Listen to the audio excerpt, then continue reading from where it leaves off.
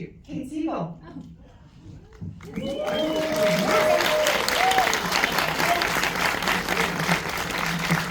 Gillan.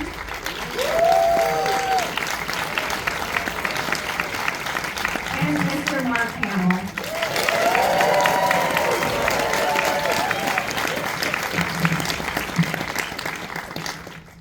Hello again. Hello. Hello.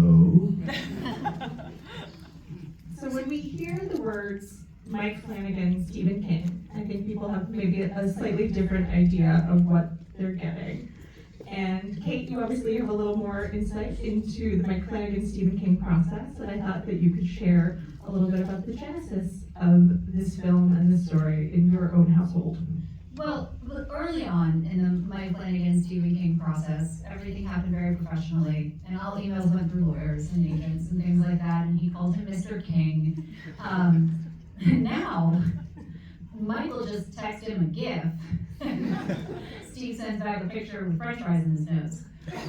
So the way this kind of worked is, and Mike tells this story better than I do, is that he was reading If It Bleeds during the COVID lockdown, which is a really, if you remember, and I know you do, it was a really, really sad time in the world, and we did all feel like the world was ending, and we did not know if it was going to come back, and we did have to choose on some level who you want to be with when the world ends. And one night after we had put the kids to bed, we had young kids at the time, and we had our in-laws living with us, and Mike's sibling, we were reading, and I turned over to say something to Mike, and I saw that he was sitting there with the book closed, If It Bleeds, and he was crying. And this was not a strange occurrence during that time. People cried randomly a lot in those days. And he looked at me, but when he was crying was he looked hopeful. And he said, "I just read the best movie I will never get to make." And I sat there for a second, and then, as I am prone to do, I yanked the book out of his hands, and I started reading the story immediately. And at the end of it, I was like, "You're absolutely right. That's an incredible movie, and it would be impossible to make." And yet, here we are, 5 years later, we did it again. He did Gerald's Game and Dr. Sleep. Are those the only two? I think those are the only two. Okay. Yeah, but Dr. Sleep was quite a tightrope walk because, you know, King famously hates the movie. Why? He thinks that Jack Torrance is supposed to be a sympathetic character and an alcoholic who's struggling with addiction and his demons overtake him, and he believes, great, this is great, I'm glad that I'm like telling you what Stephen King is, happy to be here. He believes that on the drive up to the hotel in the Kubrick movie, you know Jack's gonna kill his family. Oh. You really do know. That movie is gonna kill them no matter what. Right off the bat. We've all been on those car rides though, so.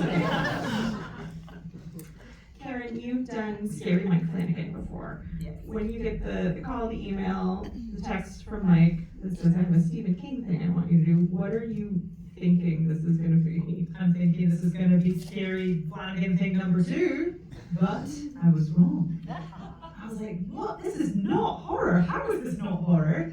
But I love it. I just thought it was one of those beautiful things I'd ever read, one of the most original, unique things I'd come across. I was just so excited to re-team with Flanagan and to do it again and do it in this different way and play in a different genre and space. So yeah, I was just so excited to go back to Alabama and do it again. Mark, you are also a member of the Scary Flaniverse. What's the discussion like with Mike when he brings this to you and you're playing a very, very different character than we've seen Well, from you? Mike Flanagan and Trevor Macy, the producer, came to my house to talk to me about the fall of the House of Usher. And I said, I'll read it. And what amazed me about it is, if it were voiceover, my part was routine. I mean, I played you could play anything in voiceover because they cast with their ears, not their eyes. You could play all kinds of characters you wouldn't get on camera. Mike was the first one to cast me in something I would only get in voiceover, but on camera. Ooh, a soulless, dead-eyed, sociopathic lawyer. I'm in. And I just had such a great experience being a supporting player with an incredible ensemble cast, was just great, and he's a joy to work with. I mean, he's even-keeled, kind. I've never seen him lose his temper. I've never heard him curse. I've never seen him throw objects, and believe me, I've worked with some volatile You've never gone on a road trip with Mike Flanagan. But the end result is his sets are, you feel safe there. You become a family easily, and so when he asked me about doing this, I was in before I even read it, and like Karen, I'm expecting, this epic, supernatural,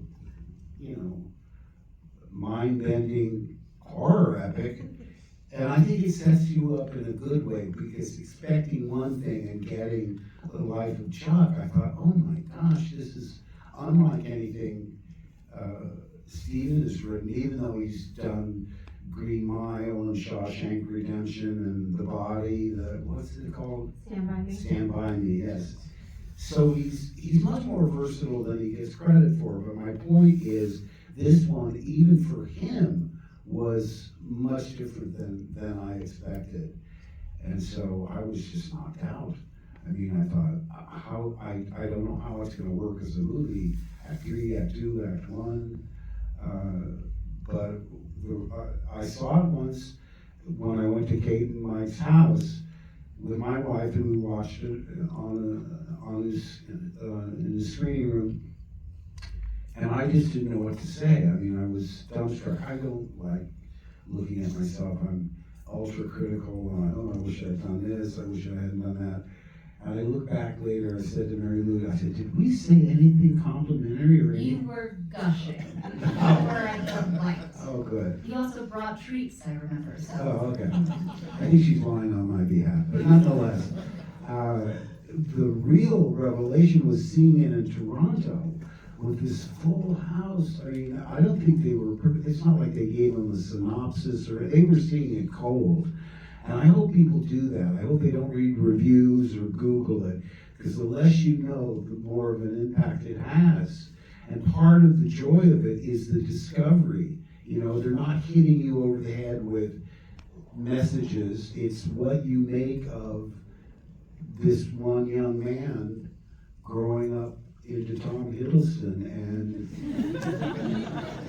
the moments that seem trivial or unimportant cumulatively are hugely impactful.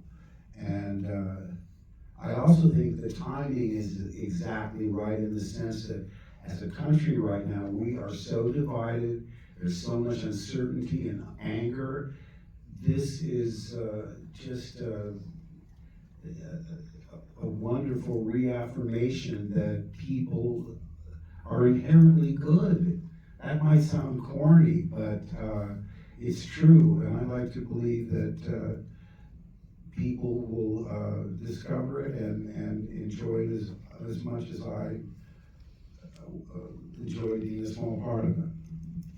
Mark did mention, there's not, it's not sort of clobbering you over the head with messaging, but Kate has this beautiful, beautiful monologue, which sums up so much of what the film is about and what it wants people to feel. Kate, what's it like when Mike says, hey, I got this big chunk of incredibly meaningful text that I need you to deliver? There are more than a few times in my life where Mike Flanagan has walked into a room with a certain look on his face. And you just know he's excited to tell me something insane. Like, hey, a monkey's gonna rip your face off. Or have you ever considered doing 3 different monologues about what happens when we die? This was different in the sense that I didn't think for a long time, and Mike didn't think for a long time, that there was a part for me in this movie. I don't have to be in every one of his projects, despite what Reddit thinks. But this one, he kept coming back to this, and he was like, we don't have any time, we don't have any money, this is gonna be filmmaking. And so I need somebody who has a certain set of skills. And in that metaphor, I'm Liam Neeson. And he started talking me through it, and I had a hard time with it because, Miss Richards is only there for the one scene. And you don't have a lot of time to get to know her. You don't have a lot of time to make it feel less spoon-feedy. I was very worried about that, about pandering or being condescending. And once we talked it out and he started to help me understand that Miss Richards is just this hippy-dippy woman who is a bad teacher. I started to really get to know who she was, and then he would say to me, like, hey, have you thought about putting your voice up just like a little bit? And I'd be like this? And he's like that. And I was like this, not that. But so it kind of happens organically in that way, as our life is just like this big collaboration. And then by the time I showed up on set, he, I believe our camera operator that day literally collapsed and had to go to the hospital. Yeah, and so he goes up and he was like, okay, we thought we would have like 3 takes. I think he had 1 take. And I was like, yeah, we had coverage, right? But then there's a push that had to be delivered right there in the sunlight. And we had worked on it extensively, and he was like, all right, don't fuck it up. Action. Multitudes. So it's a lot of pressure, it's a lot of fun, and you're surrounded by, on that day especially, a team of actors that just, one after another, is hitting grand slams. David Dasmalchian, Chiwetel's there that day, Harvey Gillan's there that day, Michael Trucco and Amy Bidell were there that day, and so you feel very supported by an all-star team. But, pressure. End of story.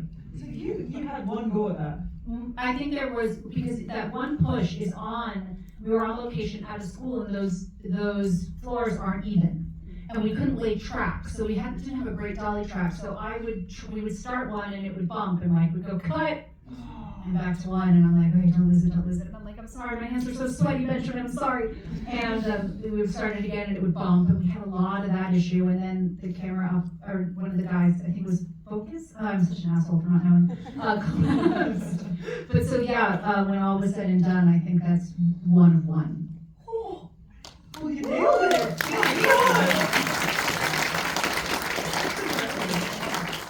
Karen, you are one of the few performers who shows up in Act 1 and in Act 3. Yes, my What's cheeky that little like appearance. when you read in the script, because it was such a nice treat to see you and Chiwetel again and think about what this means in terms of the story. What's it like when you're reading it, and what sort of mindset do you go in for these 2 very different but somewhat similar characters? Yeah, I mean, it was cool to read it. I'm thinking, okay, so these people were connected to Chuck in some maybe fleeting way. Maybe he spotted her across the room, or she was the school nurse or something. I created this whole backstory from that, reading that in the script. However, in the first act, or the third act, I didn't approach it like that at all. I was just like, okay, I'm going to play the truth of this situation. I'm not thinking about how this might be some metaphor for anything. This is just this person experiencing this thing, and I just needed to play it as truthfully as possible, and almost just like block out this other information that I had from reading the whole thing. I think that's so much sort of like what the audience experiences when, I think for the first act, the third act, I'm taking it on face value for a lot of it, and I think that's really rewarding. I'm always very interested in when people figure out that the beginning was all in Chuck's head, like that universe. I'm always interested because there are people who don't actually come to that realization and just experience the movie as something else. But when that penny drops and people start to realize that Act 3, which is Act 1, is the last heartbeat of Chuck's life, I always think that this. So, find me outside. Kate, can you tell us about another member of the Flanagan family who was in this film? We were talking about this before, a very special audition process that kind of took me out. It's a very cute, very funny story. Oh yeah, Cody Flanagan. First Flanagan Nepo baby. Happy to be here to work with. So once again, indie filmmaking, no money, no time. And we were, obviously Hiddleston already been cast, and Benjamin Pajak, who plays Chuck at 10, has been cast, and Jacob Tremblay was on the board as an idea. And looking at those faces, one day Mike looked down at Cody and was like, yeah, it looks like Cody's pretty affordable. It's also here. And so I was very hesitant because I don't necessarily want my son to be an actor, and no offense to any actor, but Mike put him through an audition process where he filmed him, and he said, "I want you to show me how you would act if your parents died in a horrible car accident." Why not? And he was able to maintain that, and it became pretty evident to us that he was capable of what was asked of him. And I was very worried about his introduction to set, but because I think any of us might feel a certain way if our first scene partner was Mark Hamill and Mia Sarah. So I sat him down and made him watch all the space movies. And watch her too now. And then Mark had some pretty good experiences with Cody, if you would share. Love that boy. He's so self-assured. As I was telling Kate, at that age, if I had gone to a movie set, I'd be all agog, and he walked on like he was Martin Scorsese. He owned the set, and I told the story before, but when Mike came in, he said, "Now, when the train goes around the third time, no more smiling." And he nodded, and Mike went back to the video village, and this is a true story. I looked down, and Cody was doing this. I said, "Cody, what are you doing?" "Practicing not smiling." And he was not being funny, he was being sincere. And again, I don't think he had any scripted lines, but the verbiage, "All aboard, those with heavier luggage to the rear." What? He had more lines than I did. But, and I told Mia, I said, "He's so adorable." I was scripted to be watching television. Mia was supposed to be reading the book. I said, "Don't worry about that. Nobody's going to be looking at us. You can't take your eyes off that kid." And as far as Benjamin Pajak goes, he was in the revival of The Music Man with Hugh Jackman, which I unfortunately did not see. And you see in the movie what a wonderful dancer he is, but this kid sings like you wouldn't believe. My daughter showed me a YouTube of him singing "Where Is Love" from Oliver. Now, if you've seen the show, it's a rather plaintive, melancholy, introspective song that Oliver sings. Benjamin got out there and belted it like it was the 10:30 number. I mean, what a voice he has. And I just fell in love with him. I wish he was my real grandson. I'm telling you, he's just wonderful. And show this to the core. He wrote me a note at the end and said, "Thank you for being such a wonderful scene partner." Scene partner? And I'm telling you, he does comedy, he does drama. I guarantee you're going to see a lot of this kid. Well, not a kid, I guess he was 12 when we made it. You notice the difference when I hadn't seen him in over a year. He's grown and he's a young man now. I said, "Are you shaving it?" But, and on the last day, he was in tears. He said, "Oh, I'm going to miss everybody." I said, "Relax. You are at the start of a huge career, believe me." Oh, that's like my favorite line in the movie. There's a bright sunbeam in front of you and you're going to step right into it. That's how I felt about him. Tom says this to Annalise, which is Chuck saying it to Janice, which is, "There's a bright beam of sunlight right in front of you and you're going to step right into it." I just felt that every time I looked at Benjamin. And what a magical sequence that dance sequence is, because it's so organic and so unexpected, both from Chuck and from Annalise, just having been dumped by her boyfriend and she's in a foul mood. But the way it organically grows out, I think it's one of the greatest dance sequences in cinema. Just the way it is presented, just incredible. I think my last question was sort of the easy, tough one, which is, how do you want these people to walk out of this theater feeling and going out into the world? And we'll start with Kate. Well, normally I like to send audiences out into the world crying. But with this one, there's this, in Karen's section of the film, the internet is ripped away and social media is ripped away. and TV is ripped away, and the cell phones are ripped away, and what becomes important is face-to-face human communication. And that's what you want when everything else is falling apart. And the world is rough right now. We all feel that. But I think the solution is not more social media and internet and news cycle coming at you. The solution is having conversations with the people sitting next to you about the things that are happening. And that's what I hope people take away. Karen? I would like you to all go outside and recreate that dance sequence. I just want to see that happen. Well, I told Mike and Trevor Macy, I said, I'm gonna be horrible on the promotional trail because how do you describe the indescribable? Can I just go out and beg people to see it, trust me, and then you can thank me later? And they said, no. This modern audience, they're so cynical, they want to see car crashes and, Tom Cruise doing backflips off of helicopters.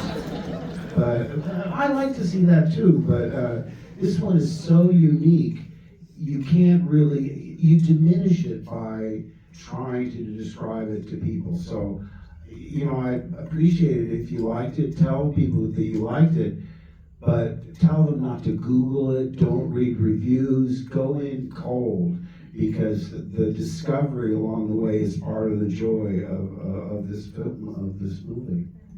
And if you are so moved to tell people, the film is in limited release right now. That's why you find folks are here. It's wide release next week. Tell everyone you know. Thank you all so much for staying. What a wonderful audience. I